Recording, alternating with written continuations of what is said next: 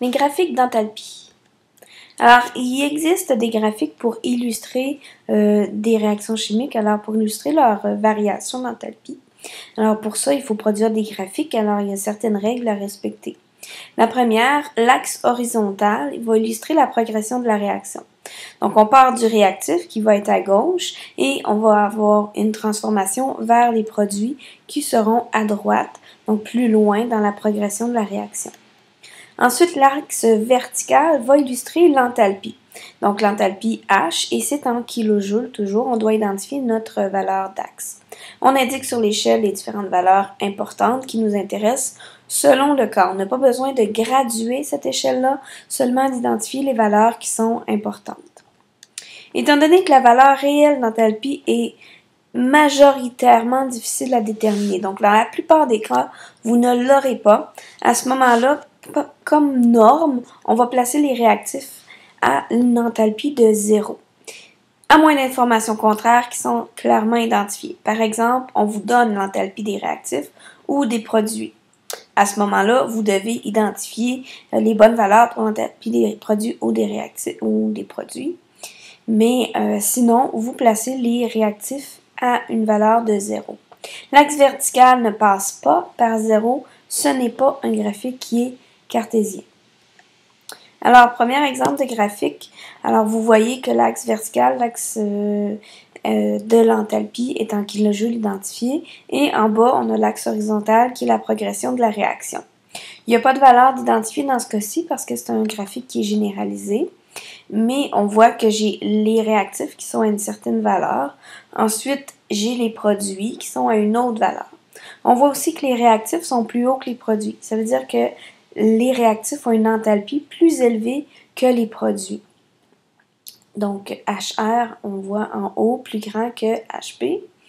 Alors, si je regarde au niveau de ma réaction dans son équation chimique, alors il y a une baisse d'enthalpie. Donc, étant donné qu'il y a une baisse d'enthalpie, cette énergie-là, elle doit aller quelque part, elle va donc être dégagée.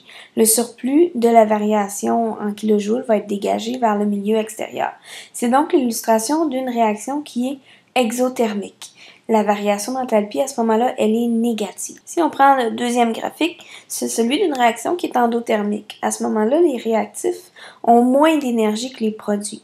Alors, pendant la réaction, pour augmenter l'énergie, on se souvient que l'énergie, c'est synonyme de l'enthalpie. Donc, pour augmenter l'enthalpie, pendant la réaction chimique, on doit absorber de l'énergie. Donc, il y a de l'énergie extérieure qui va être apportée à la réaction.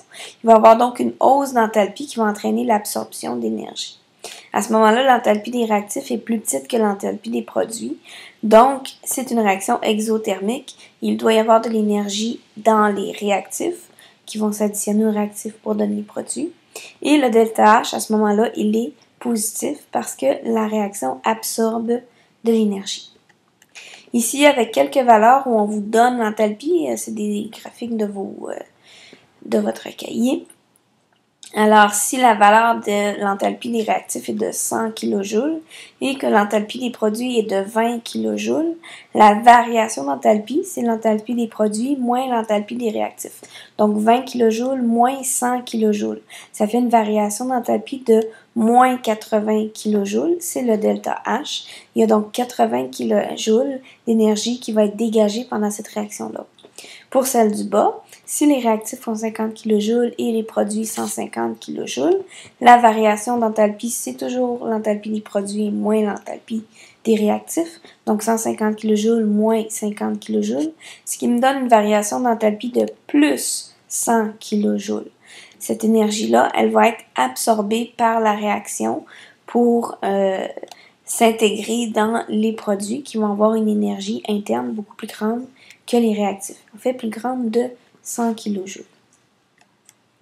Ici, j'ai des graphiques où on ne donne pas la valeur de l'enthalpie des réactifs et des produits, mais dans l'équation chimique, on donne la variation d'enthalpie. Alors, la première en haut, 2H2 plus O2 donne 2H2O plus 483,6 kJ. C'est une réaction qui va dégager 483,6 kJ. Donc, la variation d'enthalpie, elle est de moins 483,6 kJ parce que cette énergie-là, elle va être dégagée pendant la réaction. Donc, je vais placer mes réactifs à 0 et mes produits vont avoir une énergie relative aux réactifs, donc de moins 483,6 kJ, plus petite. Étant donné qu'on met les réactifs à 0, on doit mettre les produits à cette valeur-là. Et c'est l'inverse pour la deuxième réaction. L'énergie est absorbée. Donc, on absorbe 66,4 kJ. Ça veut dire que les produits vont avoir plus d'énergie que les réactifs. Ils vont en avoir 66,4 kJ de plus. Donc, je place mes réactifs à 0 et mes produits seront à 66,4 kJ. On n'oublie pas d'identifier les axes, la progression de la réaction et l'enthalpie en kJ. Petite note. Plusieurs réactions chimiques sont irréversibles. Ça veut dire qu'elles se produisent dans un seul sens. Par exemple, la combustion du papier. Essayez pas de retrouver votre papier après. C'est impossible. La coagulation d'un œuf, etc., etc. Alors, certaines réactions sont réversibles, par contre. Elles peuvent se faire dans les deux sens.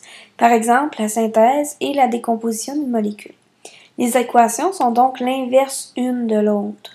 Si je prends par exemple la décomposition de la molécule de l'eau, son delta H, sa variation d'enthalpie, est de 242 kJ. Ça veut dire que cette réaction-là absorbe 242 kJ pour se faire. C'est une réaction endothermique.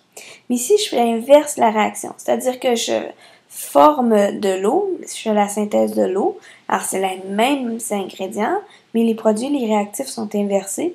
À ce moment-là, l'énergie change de côté aussi. Donc la variation d'enthalpie, elle est inversée, elle est de moins 242 kJ. Cette énergie-là, elle est dégagée. C'est une réaction exothermique. L'une est l'inverse de l'autre.